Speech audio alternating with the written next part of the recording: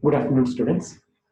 In the last class, we discussed with the laws relating to the agency, who is an agent, who is the principal, and what is the contract with regard to the agency, what are the essentials, then how an agency is to be created, and also what are the duties and responsibilities or duties and rights with regard to an agent as well as a principal, and who is or how the authority is to be delegated to an agent by the principal itself, isn't it? Yesterday we see the delegation of authority by the principal itself. Then, and also who is a sub-agent, isn't it? So today I'm going to discuss with the furthermore regarding agency.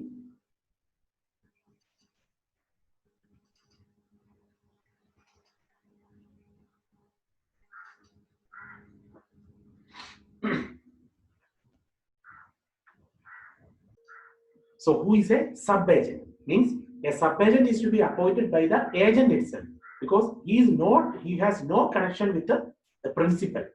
Only the agent is the person who appoints the sub-agent, isn't it? അപ്പം അവർക്ക് എന്തുമായിട്ട് connection ഇല്ല, പ്രിൻസിപ്പലുമായിട്ട് connection ഇല്ല. So that is the case with regard to sub-agent, and we see what are the exceptional rules regarding sub-agent, like delegatus non potestate delegare means what? Delegation of authority.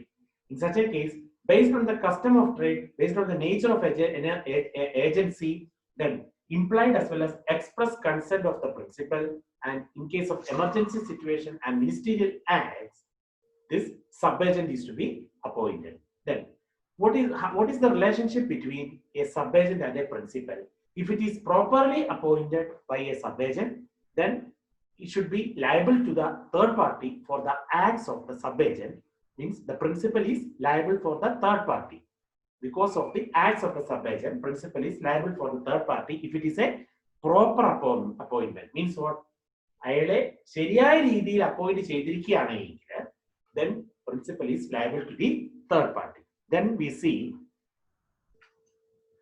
agent is responsible to the principal for the acts of the sub-agent. Sub-agent actiനനുസരിച്ച് the agent is responsible, and the sub-agent is not responsible to the principal except in cases of a fraud and a willful wrong. Rather, the sub-agent will be responsible only for these cases. Which one? If he is doing any fraudulent activity, or willfully he do something wrong thing, purposely he do something wrong thing, or if it is a fraud or a misrepresentation, then principal will be in act of that sub-agent. So sub-agent is responsible. Other cases, he is not responsible to the principal. Why? A sub-agent is not properly appointed. അതായത് ഇത് proper appointment ഉള്ളത്, അതായത് സബ്-ഏജന്റിനെ agent proper ആയിട്ട് appoint ചെയ്തിട്ടുണ്ടെങ്കിൽ then it is this one. Then where a sub-agent is not properly appointed, then the principal is not represented by such a sub-agent, and therefore he is not answerable for the acts of the sub-agent. Sub-agentന്റെ പ്രവർത്തികൾക്ക് principal will not be responsible because he is not the person appoints sub-agent. Who is the one? Agent is appointing. Therefore, if anything need to tell, the principal need to tell to the agent, and then the agent to the sub-agent. So that is, principal is not represented by such sub-agent, and therefore he is not answerable for the acts of the sub-agent. Then agent is responsible to the principal as well as to the third parties for the acts of such sub-agent. Rather, agent will be responsible to the principal and the sub-agent or the third party. Sub-agent ചെയ്യുന്ന പ്രവൃത്തി കൊണ്ട് agent liable to the principal as well as the third party in case he is not properly appointed. ശരിയായ രീതിയിൽ appointment നടത്തിയിട്ടില്ല എങ്കിൽ then agent will be liable to the principal as well as the third party for the acts of the sub-agent, and sub-agent is not responsible to the principal at all. He is however responsible to the agent only. That sub-agent will be responsible to the agent but not responsible to the principal. Then who is a substituted agent or a co-agent? അപ്പം എന്താണ് ഈ substituted agent അല്ലെ കോ agent? ഒരാൾക്ക് പകരമായിട്ട് ഒരു ഏജന്റിനെ വെച്ചാൽ it is a substituted agent. The word meaning is that substitution എന്ന് പറഞ്ഞാൽ പകരക്കാരൻ, isn't it? So അതാണ് ഓർക്കുന്നത്. A substituted agent is a person who is named by the agent to act for the principal in the business of agency. He is not a sub-agent but an agent of the principal. അതായത് sub agent അല്ല, അതിലും important ആണ്. Because ഏജന്റിന് പകരമായിട്ട് act ചെയ്യുന്ന, പ്രിൻസിപ്പലിന് വേണ്ടി act ചെയ്യുന്ന വ്യക്തി ആരാണ്? He is the substituted agent. A privity of contract is established between the principal and substituted agent. For example, P directs A, his solicitor, to sell his estate by auction. ലേലത്തിൽ കൂടി വിൽക്കാനായിട്ട് പറയുന്നു. P is directing A, അയാളുടെ വക്കീൽ, ഇതിന്റെ solicitor general എന്നുള്ളതാണ്. Okay. Then and to employ an auctioneer for the purpose. ഒരു ലേലം വിളിക്കാരനെയും അതിന് വെക്കുന്നു. A names CA and auctioneer to conduct such a sale. ആ ഒരു നടത്തുന്നതിന് വേണ്ടി CA എന്ന് പറഞ്ഞ വ്യക്തിയെ ഏർപ്പാടാക്കുന്നു. ആ CA എന്ന് പറയുന്നത് what is that? Sub agent അല്ല, പകരം P's agent for the conduct of the sale. അതാണ് substituted agent. So substituted agent is a person who is named by the agent to act for the principal in the business of agency. So in the law of agency, he is acting as an agent itself, not a sub-agent. പകരം, ഈ ശരിയായ ഏജന്റിന് പകരം നിൽക്കുന്ന ഒരു agent ആണ് ഏത്?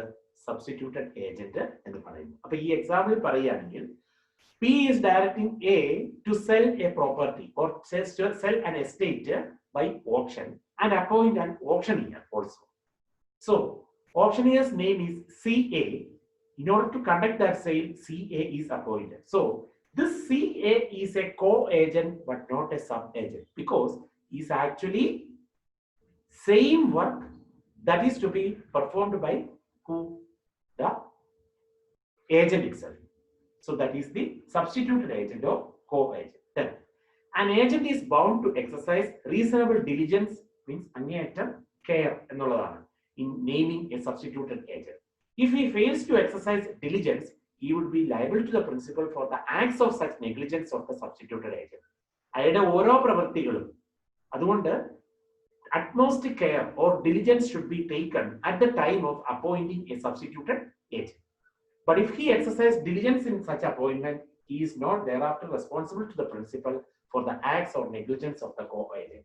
If proper diligence should be given, then in such a case, he will not be responsible or he will not be liable to any of the acts undertaken or the negligence or the acts of the co-agent.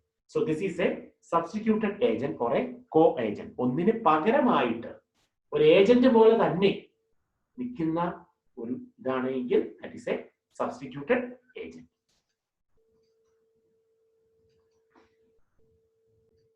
Then difference between a sub-agent and a substituted agent. What are the differences between? A sub-agent does his work under the control of the agent, while a substituted agent works under the instructions of the principal. So sub-agent, while substituted agent or co-agent. So he is working under an agent while working under principal. That is the main difference. So he is having more importance than sub-agent, because he is actually an agent itself. Which one? A co-agent or a substituted agent is the same as which one? An agent itself. So a sub-agent does his work under the control of the agent, whereas a substituted agent works under the instructions of the principal. There is no privity of contract between such a sub-agent and the principal, while in case of a substituted or a co-agent, there should be privity of contract between him and the principal, because there should not be any contract between sub-agent and the principal, while there is a contract between the co-agent and the principal, because it is the same as an agent itself.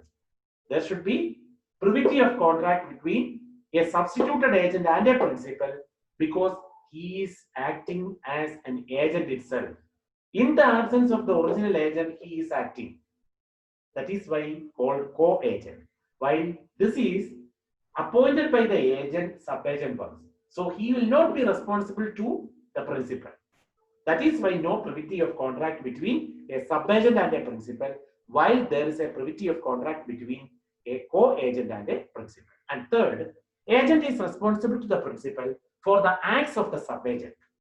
Sub-agent in the pravartikalkku, he is responsible. Who? The agent is responsible. But he is not liable for those of the substituted agent, provided he had taken care in selecting them. So, an agent is responsible to the principal for the acts of the sub-agent. Sub-agent in the pravartikalkku, agent responsible ആണ്. എന്നാൽ co-agent pravartikalkku agent responsible ആകില്ല. കാരണം he is the same as what? An agent itself. So, these are the differences between a co-agent and a sub-agent. So, once again, sub-agent does its work under the control of the agent itself, while substituted agents work under the instructions of the or the control of the principal. Second, no privity of contract between sub-agent and the principal. No contract between the sub-agent and the principal, while there is a contract between the privity of contract between the co-agent and the principal, because it is acting as an agent itself.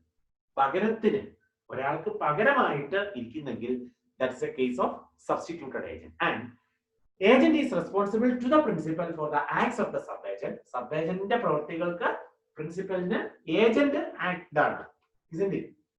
Sub-agentന്റെ പ്രവൃത്തികൾക്ക്. എന്നാൽ ഇതിനകത്തോ അത് ആവശ്യമില്ല, because he is acting as an agent itself, isn't it? But he is not liable for those of the substituted agent, provided he has taken care in selecting him. So these are the differences between a sub-agent and a substituted agent. So both are important, sub-agent as well as substituted agent. So in continuation with that, personal liability of an agent. What is the agent's liability? Personally, what is the liability with regard to an agent? An agent is a person who acts for the principal. He facilitates the contract between principal and third party. So he is the mediator in between a principal and a third party. Section 230 provides that an agent cannot personally enforce the contracts made by him on behalf of his principal, nor can be held personally liable for such contracts also, because he is an act of that principal. ആരുടെ പ്രവൃത്തിയെ ചെയ്യുന്നത്? Third പാർട്ടിയും പ്രിൻസിപ്പലിനും ഇടയിൽ നിന്നുകൊണ്ട് പ്രവൃത്തി ചെയ്യുന്ന ആരാണ്? Agent ആണ്. അപ്പോ സെക്ഷൻ 230 പ്രകാരം ഏജന്റ് cannot personally സ്വന്തമായിട്ട് enforcing the contract നടപ്പിലാക്കാൻ പറ്റില്ല, isn't it? Because with the consent of the principal only he can do this with the third party, nor can be held personally liable also for such a contract. However, exceptional situations where an agent may become personally liable. Some of the cases we are having exceptional situation where an agent is personally liable for such a contract. Then, where the contract expressly provides, contract nandu പറഞ്ഞിട്ടുണ്ടെങ്കിൽ. So, at the time when the third person enters into a contract with an agent, he may stipulate that the agent should be personally liable. Agent liable ആണ് എന്ന് കോൺട്രാക്റ്റിൽ പറയുന്നെങ്കിൽ, expressly provided in the contract, then in such a case, agent is personally liable for that. If that is accepted by the agent, he can become personally liable. If not, no personal liability with the agent. So, where the contract expressly provides, expressly means written or orally. That's the first case. Expressly provides. If it is the third party mentioning in the contract that the agent is liable, then it is. And if he accepts, if the agent accepts, then this is the case. Personal liability is there. Then, where second is acts as a foreign principal. A foreign country lana India. Okay. So, agent will be personally liable if he acts for a merchant who is resident abroad. Principal staying outside means outside the country, abroad. In such a case, agent should be act for personally liable with the third party. However, there can be a contract to the contrary also. So that is the agent acts as a foreign principal. Then, when the agent acts for an undisclosed principal,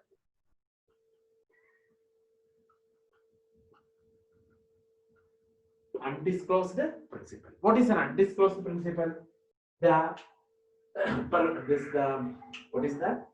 Possession and the existence and the name of the principal is unknown. That is an undisclosed principal. So an agent who is acting for an undisclosed principal is personally liable. However, if the third party discovers the principal, he can make the principal also liable. So third party പക്കല് പ്രിൻസിപ്പലിന്റെ പേരും ഇല്ല, പകരം എന്തുമില്ല, എക്സിസ്റ്റൻസും ഇല്ല, എവിടെയാണ് എന്നുള്ളത് അതുമില്ല എങ്കിൽ in such a case agent should be liable. So for an undisclosed principal, agent acts, then he should be liable. If the principal, if the third party knows the principal, then the principal is only liable. So that is the agent acts for an undisclosed principal. So first case is express contract is that.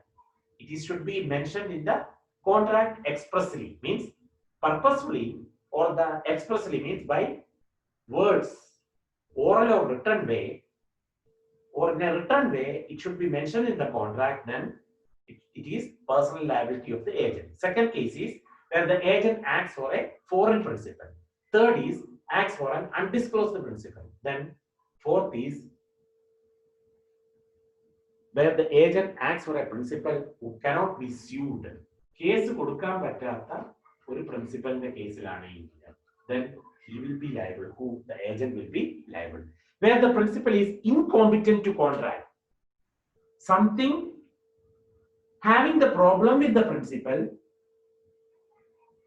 those who are in such a case means incompetency to enter into a contract, then agent should be liable.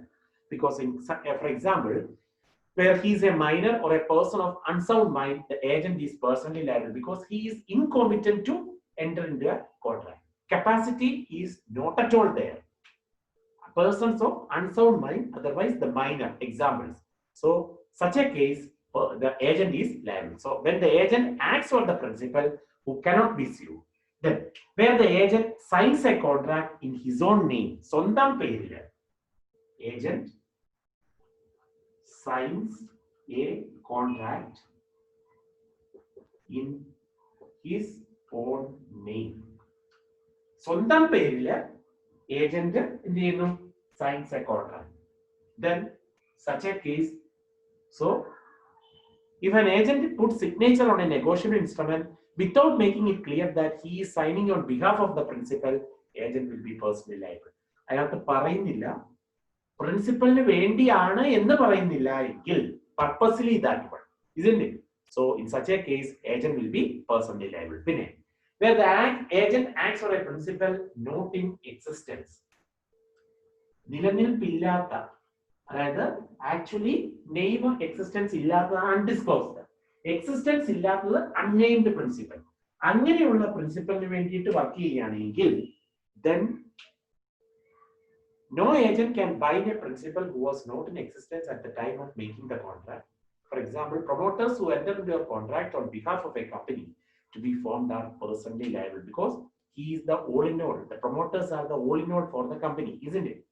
So, in such a case, the promoters who enter into a contract on behalf of the company shall be formed as personally liable. Means existence is not there, only the name is mentioned, isn't it? So, unnamed principal. In such a case, if the agent acts for that, he will be personally liable. Then, seventh point, agent exceeds his authority, power, അധികാരം ദുർവിനിയോഗം ചെയ്യുകയാണെങ്കിൽ exceeds his authority. അതായത് പ്രിൻസിപ്പലിന് വേണ്ടിയിട്ട് work ചെയ്യുന്നെന്ന് പറഞ്ഞു, പക്ഷെ പ്രിൻസിപ്പലിന്റെ രീതിയിലാണ് work ചെയ്യുന്നതെങ്കിൽ means exceeding his authority. If an agent exceeds his authority or represent to have some kind of authority which he does not have, he commits the breach of warranty of authority and is personally liable to the third party who have acted under such a false representation. So the agent exceeds his authority. അയാളുടെ അധികാരപരിധി വിട്ട് അതിൽ കൂടുതൽ work ചെയ്യുകയാണെങ്കിൽ അല്ലെങ്കിൽ act ചെയ്യുകയാണെങ്കിൽ the agent will be personally liable. Then 3 more points where the agent receives money by mistake or fraud. So receive money by mistake or fraud. Fraud alle mistake കൂടി പണം തട്ടാൻ നോക്കുകയാണെങ്കിൽ then An agent has a right to sue for money paid by him under the mistake or fraud. Similarly, where a third party pays to an agent under a mistake, he can make the agent personally liable. Principal ഇതിനകത്ത് ഒരു ഇതുമില്ല അതാണ്. So where the agent receives the money by mistake or a fraud, in such a case the agent will be liable. Then where his authority is coupled with the interest, താല്പര്യം. Okay, his authority coupled with the interest. താല്പര്യത്തിന് അതീതമാണ്. So if the agent has an interest in the subject matter of the contract, he will be personally liable on the contract to the extent of his interest. അയാളുടെ താല്പര്യം നേടിയെടുക്കുന്നത് വരെ, then only till that agent will be liable. And where there is a trade usage or a custom, trade usage or custom is there. So these are the points where, so what is that? When there is a trade usage or a custom making the agent personally liable, he will be liable unless there is a contract to the contrary. Means അതിന് ഒരു പ്രത്യേക contract അല്ലെങ്കിൽ ഇതിന് ഇത് favour ചെയ്തുകൊണ്ട് ഒരു contract ഉണ്ടെങ്കിൽ then agent will not be liable unless otherwise. The other cases custom use ചെയ്യാൻ അല്ലെ ട്രേഡ് മാർക്ക് യൂസ് ചെയ്യാനായിട്ട് ഒക്കെ ഏജന്റ് നോക്കുകയാണെങ്കിൽ he will be personally liable. So these are the points where an agent will be personally liable in case of the exceptional cases. Means agent പ്രിൻസിപ്പലിന് വേണ്ടിയിട്ട് work ചെയ്യുന്നതാണ്. അപ്പോ ഈ കാര്യങ്ങളൊക്കെ പറയുന്ന കേസിൽ there is an exception to such a case that principal is the person to do the act, isn't it? On behalf of the principal, the agent is doing that for the third party, then this is to be personally liable. What all occasions are there? Expressly, it should be mentioned in the contract by the third party that agent is personally liable. Then in such a case, he will be personally liable. Then there should be a foreign principal. Means what? It should be in the abroad, country abroad. Principal is lying in the country abroad and agent is acting here. Then in such a case, agent will be personally liable.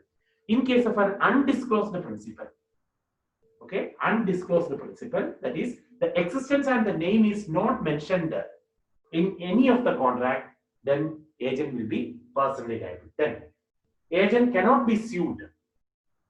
Case കൊടുക്കാൻ പറ്റാത്ത ഒരു case ആണെങ്കിൽ, അങ്ങനെയുള്ള ഒരു പ്രിൻസിപ്പലിന്റെ ഇതിലാണെങ്കിൽ, then agent will be personally liable. Then against the signs of a contract in his own name, സ്വന്തം പേരിൽ sign ചെയ്യുകയാണെങ്കിൽ then he will be personally liable. Then the principal is not in existence. In such a case, the agent will be personally liable. If the agent exceeds his authority, then also he will be personally liable. And agent receives any money by mistake or fraud, തെറ്റായിട്ടോ അല്ലെങ്കിൽ by fraudulent activity കൂടി പണം കിട്ടുന്നെങ്കിൽ third party then he will be personally liable. Then authority is coupled with interest. താല്പര്യത്തിനനുസരിച്ച് അയാളുടെ താല്പര്യം subject matter of the contract, ആ contract നടപ്പിലാക്കുന്നതിന് അയാളുടെ താല്പര്യം എത്രത്തോളം ഉണ്ടോ ആ താല്പര്യത്തെ ബേസ് ചെയ്ത്, ഇൻട്രസ്റ്റിനെ ബേസ് ചെയ്ത് he will be personally liable. And when there is a trade usage or custom, then in such a case also he will be personally liable. So these are the points in which exceptional cases in which a agent's liability, agent is liable personally, isn't it? So this is the case with regard to, and today we see who is a sub-agent, what are the differences between a sub-agent and a substituted agent or a co-agent. So sub-agent appointed by the agent, while a substituted agent appointed by the principal itself. Proper diligence should be there in appointing a substituted agent or a co-agent also, as well as a sub-agent also by the agent. Then we see difference between a sub-agent and a co-agent, and one more thing, the personal liability of the agent. So please have a look at today's classes and please clear if it is clear your doubts as and when occurred. Please see the video and respond to me that see in the video like that. So thank you for that.